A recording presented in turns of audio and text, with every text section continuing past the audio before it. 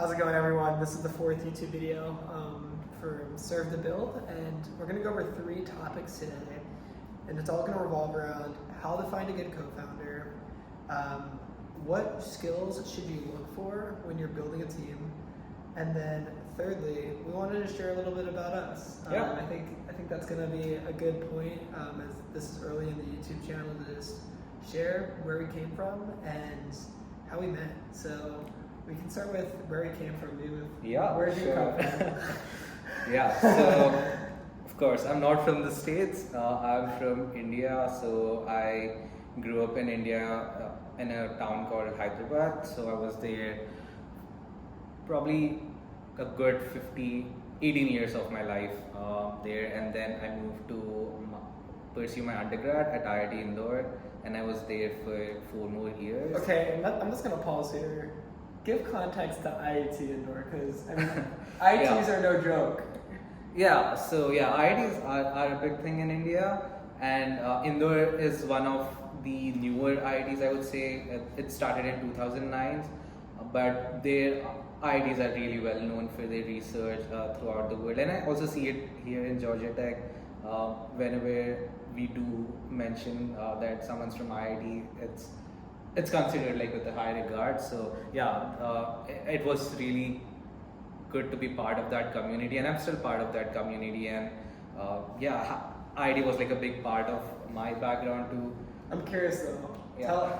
Tell the people, like, what did you have to do to prepare for that type of school? Because I'll tell you this: the first time that I met Nemath was actually at a hackathon almost a year and a half ago now, and my two of my teammates on the hackathon from IIT schools, and they told me about the preparation and how much goes into the one test to get into this school, and it's very different than in the United States, and I'd love to give them some context. Yeah, it was one of the most rigorous periods of my life, I would say, those 2 years before the exam. So to get into IITs, you give a generalized exam which is conducted throughout India, and you have to be in probably top 0.01% to be able to then apply and to get into IITs. So it was for sure like one of the most rigorous periods of my life.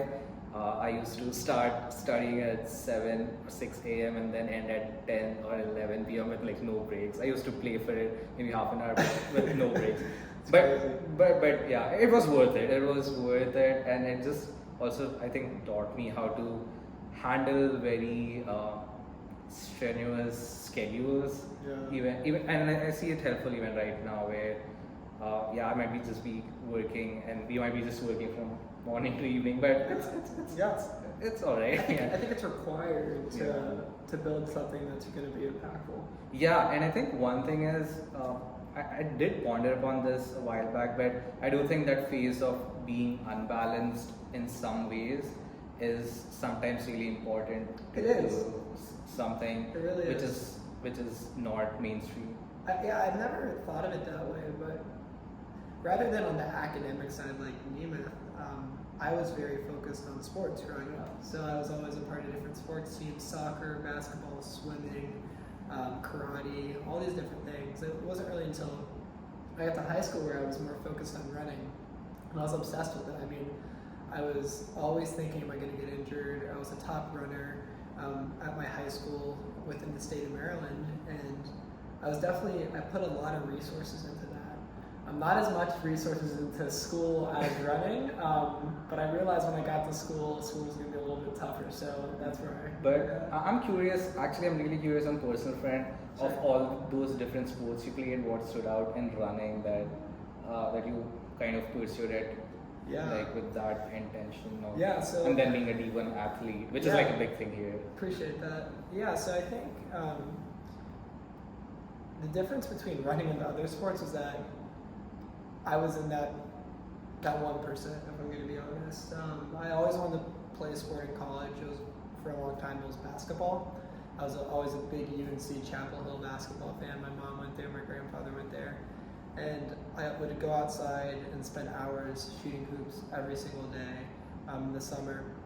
And that work ethic kind of brought me to running. And my freshman year when I did outdoor track, I realized that I might be really good at this, and I kept on that, and that's what led me to be a walk-on. So I wasn't a scholarship athlete, so I got injured when I was a junior in high school, and I was top runner my sophomore year. Junior year came, I got injured a few times. It was really tough, but I kept pushing through, and I ultimately got to Furman University, where I was a part of a top 10 Division I cross-country and track team for 2 seasons before I ultimately decided to part ways with the team because I wanted to go all in on my startups because that was starting to take up a lot of time. Yeah, and I think being a D1 athlete is a big thing in the United States as well. It's definitely a big time commitment. It takes a lot of, I have a lot of admiration for my teammates, and then especially walk-ons who aren't going to potentially have that shining light on them. When I think of basketball players that are walk-ons, they're spending hours just kind of watching. Of course they're putting the work in, but when they get to practice, at least my friends have told me that the walk-ons aren't really doing much, but they love the game so much that they're really committed to it. I don't want to take anything away from walk-ons by saying that, but even for running, I wasn't going to all the travel meets. I went to a few, which was awesome, and it was a great opportunity. However, I wasn't getting 8 pairs of shoes. I was only getting 2 pairs of shoes. So, that was a little different from high school, and I chose that. I could have gone to a different college, Baylor University, and I decided to go to Furman because I wanted to get pushed by sub 4-minute milers who were on my cross-country team, and my coach was Olympian. So all those things going on in my freshman, sophomore year taught me a lot about what's required. They have a motto at Furman, it's called Think Small, or it's start small, think big. And I think it's a great approach because it talks more about the process, and that's super important within startups too. Nemath and I are experiencing success right now. Is we're really having to go through the process, and finally we're starting to see some results, which is awesome. But we've been at this for a year and a half together through different pivots and whatnot. But I'll say the last thing. I started my first company when I was a freshman in college. I started a trash value company, and I grew it my sophomore year. I had employees. I had the whole gambit. Decided to not move forward with it because my university didn't want to pay me a big check and give a lot of money to a sophomore in college, and ultimately I shut it down the next semester. But the whole reason I'm saying this is for the next 2 years, I was on drawing boards, I was coming up with ideas, I was trying to make $1 through building a software business, and I didn't do it. And it wasn't until Dotflow, almost 2.5 years later, when I finally started seeing something come to fruition. And I think it says a lot about what's required if you want to pursue a startup. You have to be willing to go through this long period of nothing really feeling like it's happening. But you'll know things are happening because you'll be learning. Yeah, and I think as it happens with most success stories too, of the grind for 5 to 7 years, and then the sudden shine, which feels like an overnight success, but it really isn't. Yeah.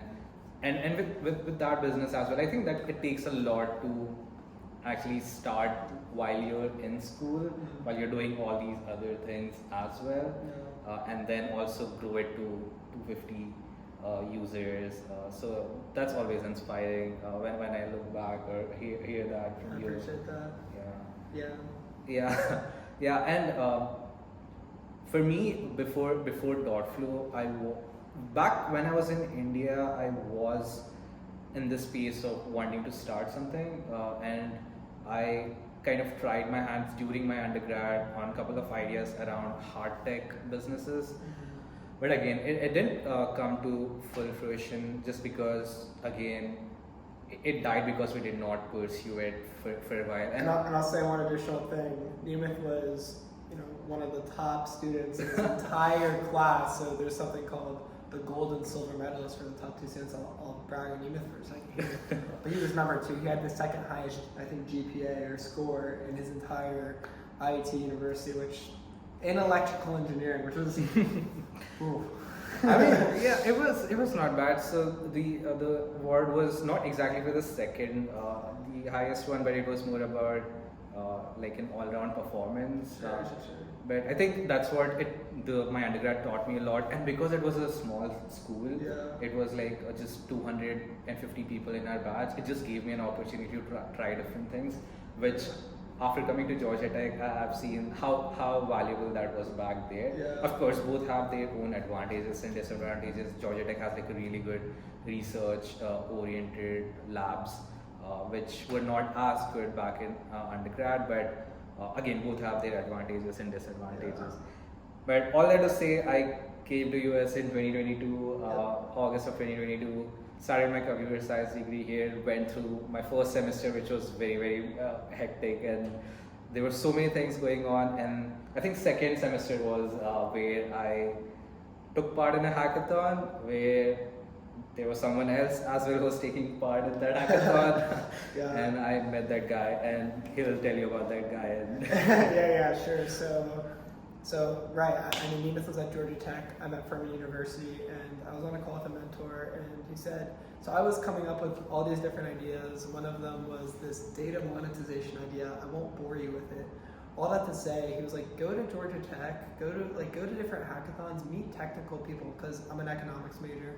I would say I'm technical to an extent with some of the work I've done. However, I'm not a full stack engineer by any means. So I took that idea to Georgia Tech, and I got randomly paired with this guy and two other people who now we're really great friends with. And we built an AI trash can that would classify what you were holding when you go up the trash can. So it was called, I think it was like the AI version of Trash and Dash, which was the company I had started when I was a freshman.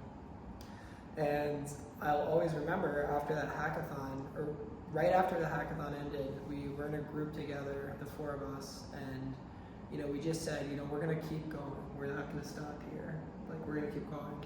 And I didn't know what that meant. I couldn't have predicted, us sitting here today, almost a year and a half later.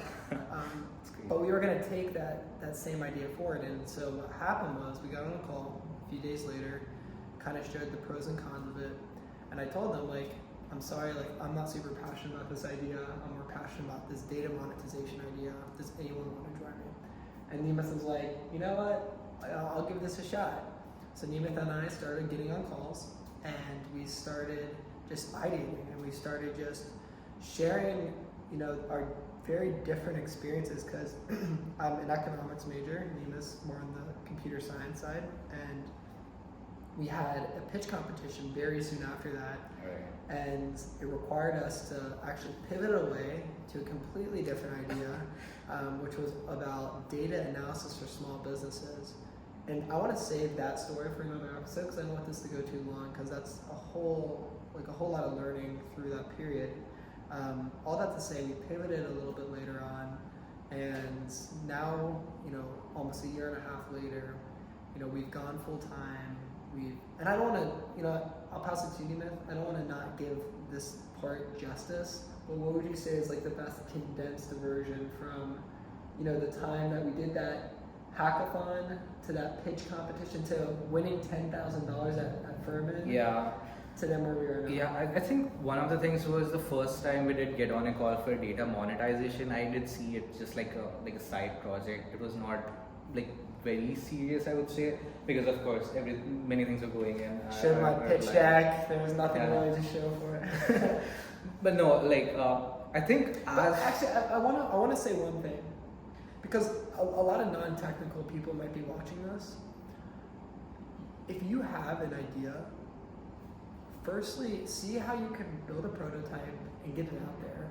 And maybe that prototype is something that has nothing to do with software. Yeah.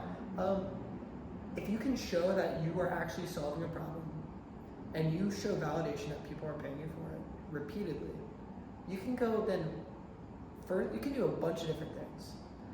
You could either outsource the talent, you could either go and show a case to someone like Nemath or someone at, one of your engineer friends and say, hey, like, people are paying me for this and I think we can build software around it.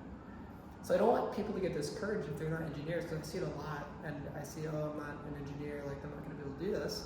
No, I think there's definitely ways to do it. Yeah, just to add on top of that, if you're building, for example, something which is like a recommendation system, or something that needs human intelligence and you actually need some kind of AI to do it, you just be that AI. So you just build a simple landing page, tell them that this is for $20, you get the results in few hours, and you be that engine behind it that's doing the work and getting it to them. And that's also like a very good way of validating it, and like the most minimum version of an MVP, I would say, and the most time efficient MVP that you can have. And as Spencer said, you don't need to have any software. And that's one thing that I learned as we went through those different stages. At the first, we were actually behind building like full software with no one using it. And second iteration, it was more around trying to see if we can firstly prove our hypothesis right or wrong. And finally, right now, we test in most time efficient ways, I would say, where you need very minimum tech to prove whether this hypothesis is right or wrong. And I think that's a big thing that we have learned. And I think after we did that pitch competition, I think also it felt like, yes, this could, I mean, though it's not the idea that we're working currently, but it was like, yes, this can be something. Yeah, and I think, I mean, we can go into this deeply, but I'll keep it short. When you get those early validation signals that aren't actually from your customers who are paying you, and whether it's money, whether it's people telling you it's a great idea, all these different things, you need to cancel that noise out. Because, I mean, that's the stuff that leads you down a path for 3-4 months of trying to bring a solution to a problem rather than starting at the problem. At first principles. And we faced that. And we faced that. We definitely did. And we went through that process together. And now we're at this process where we're 2 months out of school. And, you know, we have a few onboardings next week. I'm really excited for it. We really want to hit it because, you know, these can be customers. We think we can make them happy. But, you know, this is part of it. Like the reason why we wanted first to show, you know, how do you find a good co-founder? Go to unconventional places, put yourself, do things that are different. And you'll find people who are different and who stand out, and they'll be attracted to you. And then secondly, the last thing I'll say is that when you find a great co-founder, don't be afraid to try different things and stick through like the good and bad. Because as you've heard from this story, we've been trying to start different things for years. And you know, we are super grateful for our investors who have given us the opportunity, you know, to have this chance to go out and build this company. We wouldn't be able to do it without them. And we have a lot to be thankful for, and it's our responsibility to execute now. And you know, we're excited for it. But do you have any final thoughts, Nemath? Yeah, I think, and probably saying yes more often in that initial stages where you're trying to figure out what you want to do or what you would like to do, and if opportunity comes your way, maybe give it a shot. Like what we did. Like we had no clue if the data monetization idea would become like a big company, or the small and medium sized businesses, the service that you're building would become. But we were just ready to jump into we were ready to just jump in together, and it was so naive. So it was like that little honeymoon phase. But like the thing is, it's like I think a honeymoon phase fades off very quickly when things aren't meant to work out. I'm not saying like we're still in that like honeymoon phase. However, we're still like having fun. I agree every day. And we're still enjoying this process. And I think when you see, let's say you meet that co-founder, you meet that person you're working with them, and you feel that continues to be the case, I think, you know, you might be working with someone you want to work with for the next, you know, 5 to 10 years. And you know, that's the mindset that we want to have going into this. Last thing I'll say is one thing that you brought out, which I believe genuinely is naive optimism, that it can be really, really powerful, I would say. And there's a video by Mark Rober who gave an address at MIT recently on naive optimism. And basically what it says is, you probably don't know the ends of it, don't know the ends of like different nuances of starting a business, but just be naively optimist that you will figure it out. And I think that helps me a lot, even when I'm like at the core, like building tech even from my side, I just feel like I'll be able to figure it out, and somehow it does happen, and one thing leads to other, and I generally believe in that concept of now optimism. And I just want to build off the point of being naively optimist. You have to be optimistic when you're firstly starting a company, secondly, potentially trying to find a co-founder, and then thirdly, just going into the unknown. All right. And I think we can leave it off that. We've discussed a lot of different things. Firstly, we discussed Neem's background, a little bit about my background, how we met, kind of the origin story of .flow, how we spent almost a year and a half working together, going through different pivots, different ups and downs to where we are today. And then the last thing we touched on is the importance of being naively optimistic. Yeah. And you have to have that mentality. And yeah, so Embracing uncertainty. Yeah. Always. But yeah, we can end it off at that. It's been a good Friday, good work, and like good weekend ahead with some more push and getting all those users who are going to get onboarded really happy, making them really happy. Awesome. Well, thanks so much for watching, and give Serve to Build a follow. Comment if you ever want us to talk about a specific topic, and share it with your other founder friends or anyone who's share it with family, anyone. Yeah. Awesome. All right. Thank you so much for watching, and we'll see you next time. Peace. See you guys. Peace.